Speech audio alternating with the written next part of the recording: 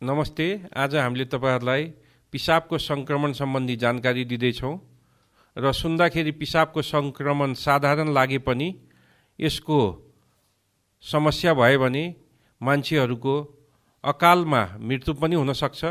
त्यही भएर हामीले पिसाबको समस्यालाई चाहिँ साधारण रूपले लिनु हुँदैन भनेर म भन्न चाहन्छु। र पिसाबको संक्रमण भर्खरै हामीले मिडियामा पनि सुन्यौं। हाम्रो मेयर साहबको बुवाको पिसाबको संक्रमणले मृत्यु भयो भनेर हामीले खबर सुन्यौं। त्यही भएर पनि पिसाबको संक्रमणलाई चाहिँ हामीले साधारण तरिकाले लिनु हुँदैन भनेर भन्न चाहन्छु। र के हो त पिसाबको संक्रमण? अब हामीले यसरी बुझौं, पिसाब कस्तो हुन्छ त? भगवानले पिसाबलाई कस्तो बनाएको छ? साइन्टिफिक तरिकाले अथवा चाहिँ फिजियोलोजी तरिकाले पिसाब कस्तो हुन्छ? कस्तो हुन्छ पिसाबको रङ? कस्तो हुन्छ पिसाबको बनावट? यो जान्न जरुरी छ। अब हामीले यसरी बुझौं, भगवानले कस्तो बनाउनु भएको छ भन्दाखेरि पिसाब एसिडिक हुन्छ। एसिडिक भनेको त्यस्तो हुन्छ जुन एसिडमा चाहिँ किराहरू हुर्किन पाउँदैन। त्यही भएर पिसाब एसिडिक बनाएको छ भगवानले। र त्यो एसिडिक माध्यममा चाहिँ किराहरू हुर्किन पाउँदैन। तर त्यही एसिडिक माध्यम चाहिँ एल्कलाइन हुँदै गयो भने त्यस्तो पिसाबमा चाहिँ किराहरूको बसोबास हुन थाल्छ। त्यही भएर हामीले पिसाबको जाँच पटक पटक गराएका छौँ।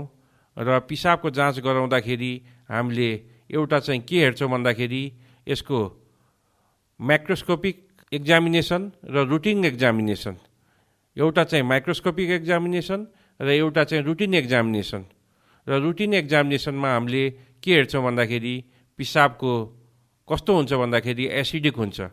त्यस्तै गरेर हामीले माइक्रोस्कोपिक एक्जामिनेसनमा पिसाबमा चाहिँ इपिथेलियल सेल छ कि छैन, पिसाबमा पस सेल छ कि छैन, पिप छ कि छैन, पिसाबमा ढुङ्गाको कणिकाहरू छ कि छैन, त्यो चाहिँ हामीले माइक्रोस्कोपिक एक्जामिनेसनमा हेर्छौँ।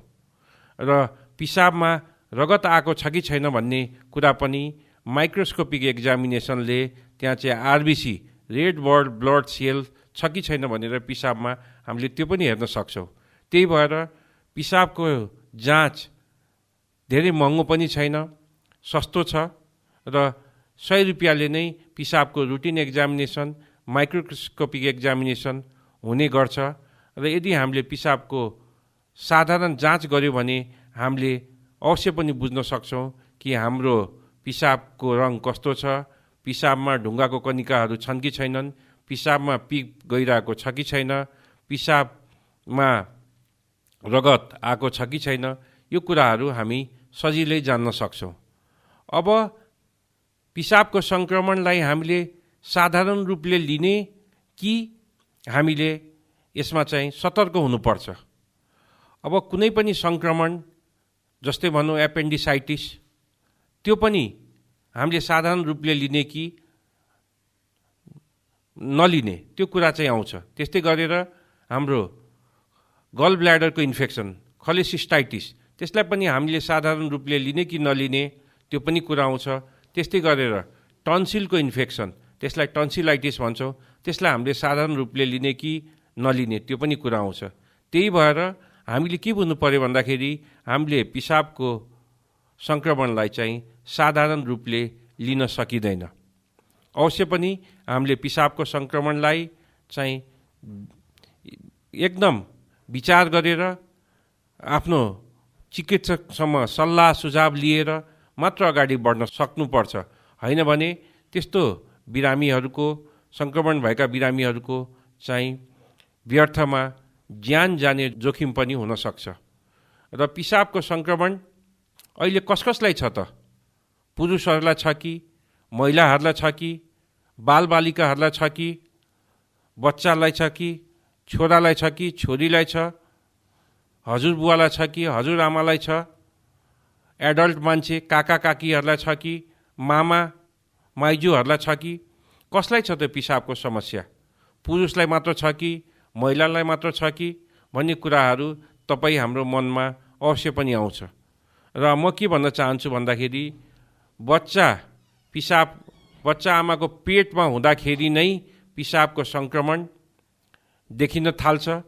आमालाई, गर्भवती महिलालाई पनि पिसाबको सङ्क्रमण देखा पर्यो भने त्यसलाई पनि हामीले समयमै निदान गर्नुपर्छ, उपचार गर्नुपर्छ। अन्यथा त्यस्तो महिलाहरूमा पिसाबको सङ्क्रमणले किडनीको इन्फेक्सन भएर मृत्यु पनि हुनसक्छ। त्यही भएर पिसाबको इन्फेक्सन बच्चा, हामी चाहे महिला होस् चाहे पुरुष होस्, जन्मिनेदेखि नमरुन्जेलसम्म पिसाबको सङ्क्रमणले सताइरहेको हुन्छ। र अर्को पनि म के भन्न चाहन्छु भन्दाखेरि हाम्रो जति पनि हस्पिटलमा मृत्यु हुन्छ, त्यो मृत्युको कारण खोताल्दै गयो भने 10 देखि 15% चाहिँ मृत्युको कारण चाहिँ पिसाबको सङ्क्रमणले, पिसाबको इन्फेक्सनले भइरहेको हुन्छ। त्यही भएर आज साथीहरू, म तपाईँहरूलाई पिसाबको सङ्क्रमणको बारेमा अवश्य पनि जानकारी गराउन चाहन्छु र तपाईँले पिसाबको सङ्क्रमणको बारेमा बुझ्नु जान्न जरुरी छ। र आज हामीले के हो त पिसाबको सङ्क्रमण? नर्मली के हुन्छ भन्दाखेरि 1 ml युरिनमा चाहिँ किरा कति हुन्छ भन्दाखेरि 1 लाख जति किरा हुन्छ। तर त्यही किराको सङ्ख्या 1 ml युरिनमा बढ्दै गयो भने त्यसलाई चाहिँ हामीले पिसाबको सङ्क्रमण भनेर भन्छौँ। र त्यो पिसाबको सङ्क्रमण भयो भने चाहिँ हामीले पिसाबको जाँच दिँदाखेरि urine routine examination, urine microscopic examination र युरिन कल्चरको जाँच दिनुपर्छ। र पिसाबको सङ्क्रमण भयो भने कति घन्टामा थाहा हुन्छ त? तुरुन्तै थाहा हुन्छ कि 1 घन्टापछि थाहा हुन्छ कि 2 घन्टापछि थाहा हुन्छ कि 4 घन्टापछि थाहा हुन्छ कि 1 दिनमा थाहा हुन्छ? र म के भन्न चाहन्छु भन्दाखेरि पिसाबको सङ्क्रमण तपाईँ हामीलाई छ भने त्यो थाहा लाउन पनि हामीले कुर्नै पर्छ। कम्तीमा 48 आवर अनि बडीमा 72 आवर्ससम्म हामीले चाहिँ युरिन कल्चरको लागि हामीले पिसाबको जाँच दिनुपर्छ। र त्यो पिसाबको जाँच दिँदाखेरि हामीले चाहिँ 48 घन्टादेखि 72 घन्टासम्म कुर्नुपर्ने बाध्यता हुन्छ। किनभने त्यो इन्फेक्सन छ कि छैन पिसाबमा, त्यसको लागि चाहिँ हाम्रो ब्याक्टेरियल कोलोनीमा चाहिँ ग्रोथ गराउँछौँ। र त्यो कोलोनीमा ग्रोथ देखियो भने चाहिँ बल्ल प्लेटमा चाहिँ त्यो पिसाब राखेर त्यो प्लेटमा चाहिँ किराहरू हुर्किन थाल्छन्। अब जुन पिसाबमा सङ्क्रमण छैन, त्यो सङ्क्रमण नभएको पिसाबमा चाहिँ त्यो किराहरूको ग्रोथ देखिँदैन। तर जुन पिसाबमा सङ्क्रमण छ त्यो सङ्क्रमण चाहिँ प्लेटमा चाहिँ ग्रोथ देखिन थाल्छ। भनेपछि हामीले पिसाबको सङ्क्रमण तुरुन्त थाहा भयो त? अफकोर्स भएन। हामीले चाहिँ कुर्नै पर्छ। अनि कुरेपछि बल्ल हामीले चाहिँ थाहा पाउँछौँ कि पिसाबमा सङ्क्रमण छ कि छैन। र धेरैजसो बिरामीहरू म कहाँ क्लिनिकमा आउने, मैले जाँच्ने ठाउँमा आउँदाखेरि उहाँहरूले भन्नुहुन्छ, डाक्टर साहब मलाई चाहिँ पिसाबको सङ्क्रमण भयो, मलाई तुरुन्त एन्टिबायोटिक औषधि लेखिदिनुहोस्। त्यही भएर के हामीले लेख्न मिल्छ त? पिसाबको सङ्क्रमण हुने बित्तिकै औषधि लेख्न त मिल्दैन। किनभने त हामीले कुर्नु पर्यो।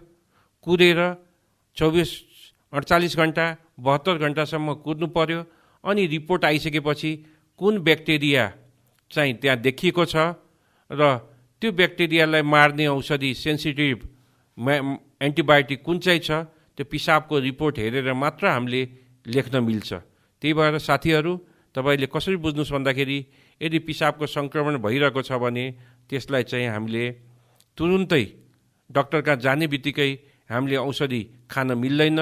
र यदि हामीले पिसाबको सङ्क्रमण भयो र आफै खुसी पनि यदि हामीले औषधि खाइरहेको छौँ भने त्यो पनि ठिक हुँदैन।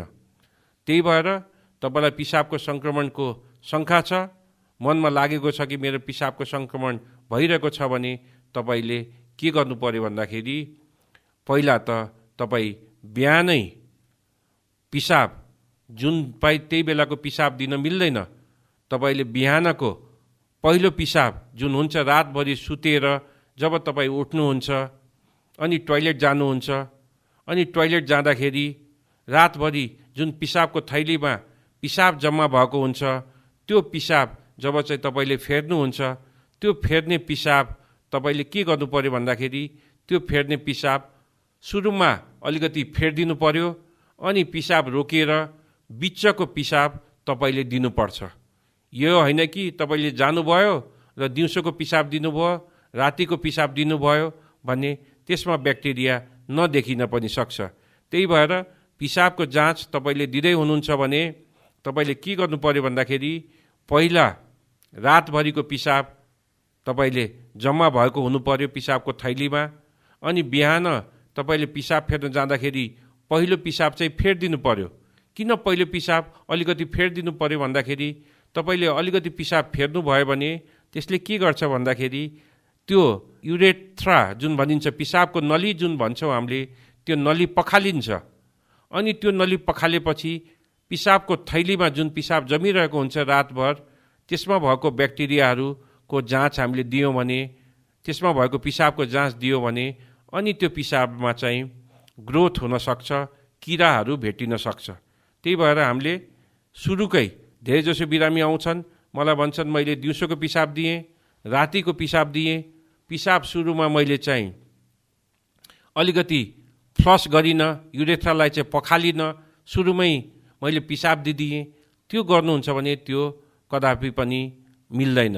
त्यही भएर तपाईँले युरिन कल्चर दिँदाखेरि चाहिँ तपाईँले पहिलो बिहानको पिसाब दिनुभयो भने राम्रो हुन्छ, र पहिलो पिसाब अलिकति फेरिदिने अनि रोक्ने, अनि त्यसपछि बिचको पिसाब जुन आउँछ त्यो पिसाबलाई चाहिँ तपाईँले चाहिँ बट्टामा राखेर, स्टेराइल बट्टा पनि तपाईँले आफू खुसी सिसीमा राख्ने होइन कि भाँडामा राख्ने होइन कि त्यो पिसाब कल्चरको छुट्टै बट्टा हुन्छ, र त्यो बट्टामा चाहिँ तपाईँले पिसाब दिनु पर्यो।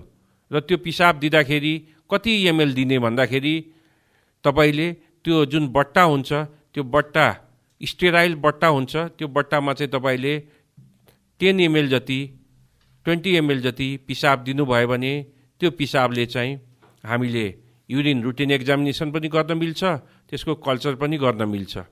र त्यो बट्टा लिएर त्यसलाई चाहिँ हामीले अरू केही त्यसमा नमिसाइकन त्यसलाई छोपेर बट्टा सिल प्याक गरेर अनि हामीले ल्याबसम्म पुर्याउन सक्छौँ, अथवा चाहिँ ल्याबमा हामीले दिन सक्छौँ।